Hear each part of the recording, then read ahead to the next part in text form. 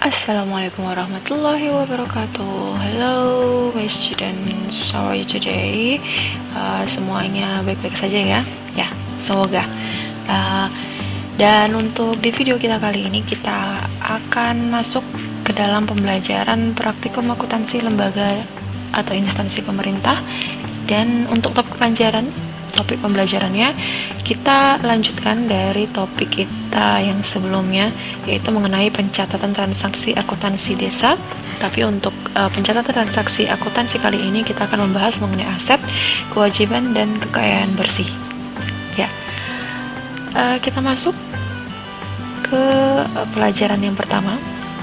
Oke, sebelumnya saya refresh ulang lagi mengenai apa yang sudah kalian pelajari di materi sebelumnya, yaitu transaksi akuntansi desa yang berkaitan dengan pendapatan, belanja, dan pembiayaan. Nah, transaksi akuntansi yang berkaitan dengan pendapatan, belanja, dan pembiayaan itu pencatatannya adalah pencatatan berbasis kas gitu. Apa yang dimaksud dengan berbasis kas? Itu saya harap kalian sudah memahaminya. Dan kenapa dia berbasis kas gitu, karena memang untuk 3 jenis transaksi ini ya, pemerintah desa masih menggunakan cara yang sederhana, yaitu pencatatan utamanya memakai buku kas gitu ya, buku kas umum, baik kasnya itu kas masuk ataukah kas keluar. Jadi utamanya pencatatan yang mereka lakukan itu adalah dengan melihat kas masuk dan kas keluar. Maka ketika terjadi kas masuk dan kas keluar, itu kemudian dicatat. Tetapi ketika tidak ada kas masuk dan kas keluar, maka belum ada pencatatannya, meskipun sebenarnya sudah masuk ke dalam kategori kejadian ekonomi gitu ya. Nah, ini sudah kalian dapatkan kotak pertama ini, dan sekarang kita akan masuk di kotak kedua ini ya, yaitu pencatatan yang tidak berkaitan dengan masalah uang masuk dan uang keluar, yaitu yang berkaitan, yang pertama adalah mengenai aset non-kas ya, aset non-kas, dan yang kedua adalah mengenai liabilitas, dan yang ketiga adalah mengenai kekayaan bersih. Sekarang kita akan masuk ke dalam pembahasan 3 hal ini. Oke. Yang pertama kita bahas mengenai aset non-kas dari desa ya, aset non-kas desa. Untuk pencatatan aset non-kas desa itu biasanya dilakukan biasanya gitu ya di akhir tahun anggaran. Nah, hal ini disebabkan karena pos atau rekening yang bersifat non-kas itu pembukuannya itu tidak ada di bendahara. Sebab di bendahara desa itu lebih kepada pencatatan yang kas masuk dan kas keluar itu ya, gitu. Atau dilakukan di sekretaris desa ya. Nah, sehingga ketika ingin melakukan pencatatan aset non-kas harus digunakan penyusunan yang memerlukan langkah-langkah teknis. Nah, apa saja langkah-langkah teknis tersebut? Yang pertama, ya, cara memperoleh saldo aset non-kas. Ketika kita membicarakan aset non-kas, maka kita harus sudah mampu membayangkan aset mana sajakah itu gitu. Maka kita berbicara mengenai piutang, kita berbicara mengenai persediaan, kita berbicara mengenai aset-aset tetap ya. Jadi seluruh aset-aset yang bukan kas gitu. Oke. Yang pertama, bagaimana cara memperoleh saldo aset piutang ya. Saldo aset piutang. Oke. Nah, cara memperoleh saldo untuk piutang ini adalah dengan melakukan inventarisasi ya, inventarisasi gitu ya, dengan mengecek lagi gitu ya, membuka gitu ya, mengenai dokumen-dokumen gitu ya yang terkait dengan hak desa yang belum diterima sampai dengan tanggal pelaporan. Oke. Nah, ini bentuk pertama cara memperoleh saldo dari aset piutang ya. Yang kedua itu terkait dengan akun persediaan. Akun persediaan di pemerintah desa ini jangan kalian bayangkan persediaannya seperti persediaan barang dagang atau persediaan barang mentah bahan baku ya di perusahaan ya, tetapi persediaan yang dimaksud dalam pemerintah desa ini bisa berupa seperti materai ya, bisa berupa seperti ATK gitu ya, yang sifatnya itu memang diperlukan untuk operasional ya. Nah, Cara untuk memperoleh saldo persediaan ini yaitu dengan cara menghitung sisa persediaan yang masih ada per tanggal laporan. Jadi dihitunglah apa saja yang masih ada mengenai persediaan-persediaan yang ada di kantor-kantor ya, perkantoran yang ada di desa.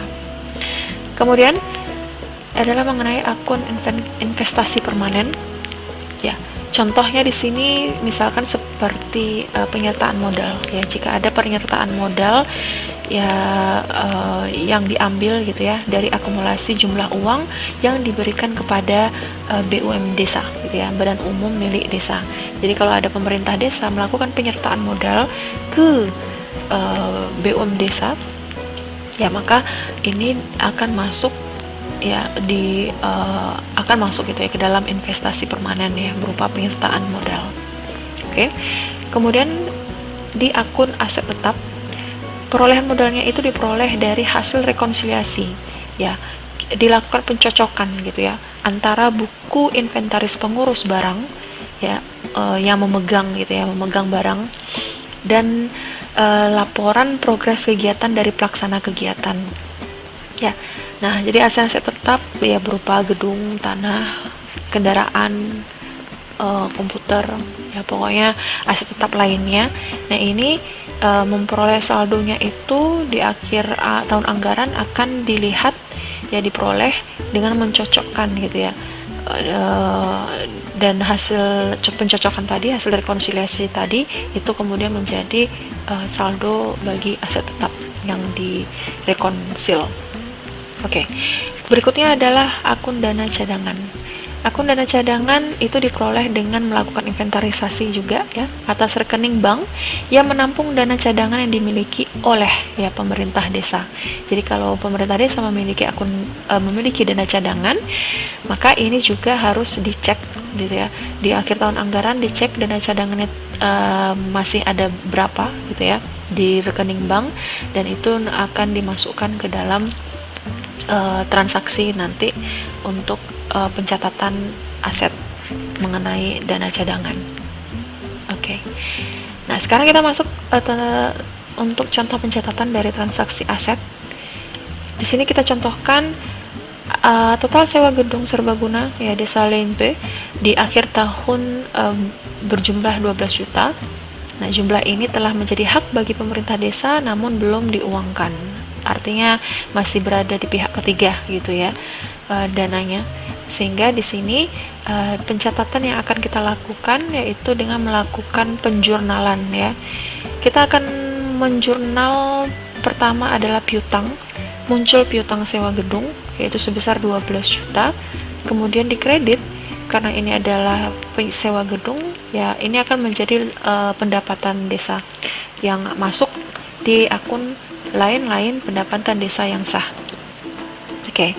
Nah, setelah selesai untuk transaksi aset ya mengenai akuntansi aset, kita masuk ke liabilitas atau ke kewajiban desa.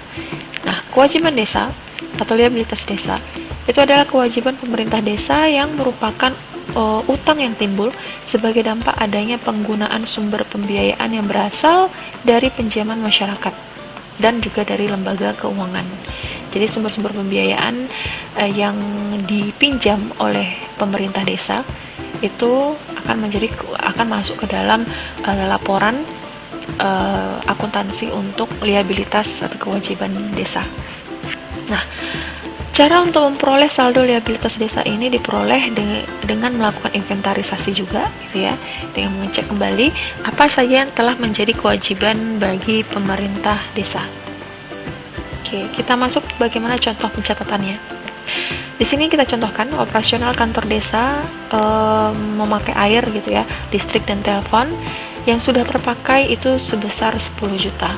Nah, dianggap 10 juta ini belum terbayar gitu ya, sehingga dibuatlah ya, bagaimana cara pencatatan dari operasional kantor desa ini berupa air, listrik, dan telepon yang belum dibayar ini. Ya, maka untuk penjurnalannya kita akan memunculkan beban air, listrik, dan telepon sebesar 10 juta, dan kita akan memunculkan bagian kreditnya yaitu kewajiban ya, utang yaitu beban jasa. Ya, utang beban jasa. Oke. Nah, kita lanjut di kekayaan bersih desa. Kekayaan bersih desa itu merupakan kekayaan desa yang didapat dari nilai selisih antara aset desa dan kewajiban jangka pendek. Nah, jadi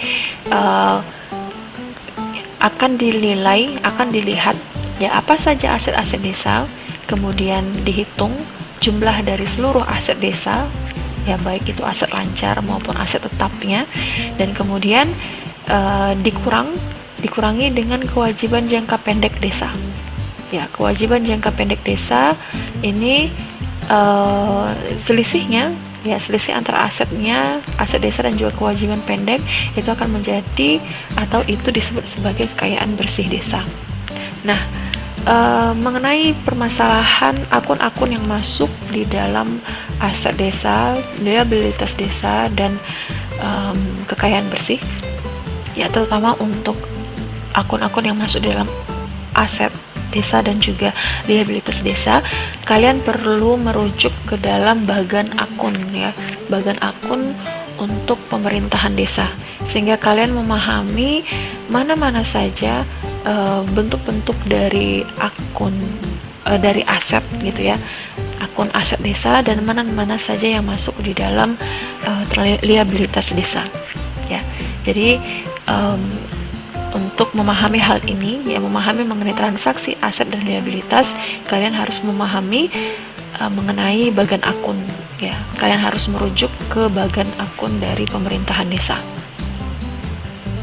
Oke, this is the end of the video. Saya harap semoga kalian bisa memahami apa yang disampaikan. Jika ada kesalahan atau jika ada koreksi yang perlu dikoreksi, ya, saya terbuka terhadap koreksi, dan apa yang saya sampaikan di video kali ini semoga bisa bermanfaat dan semoga makin memahamkan kita mengenai transaksi dari pemerintahan desa. Oke, kita cukupkan, and ya, wassalamualaikum warahmatullahi wabarakatuh, and bye bye.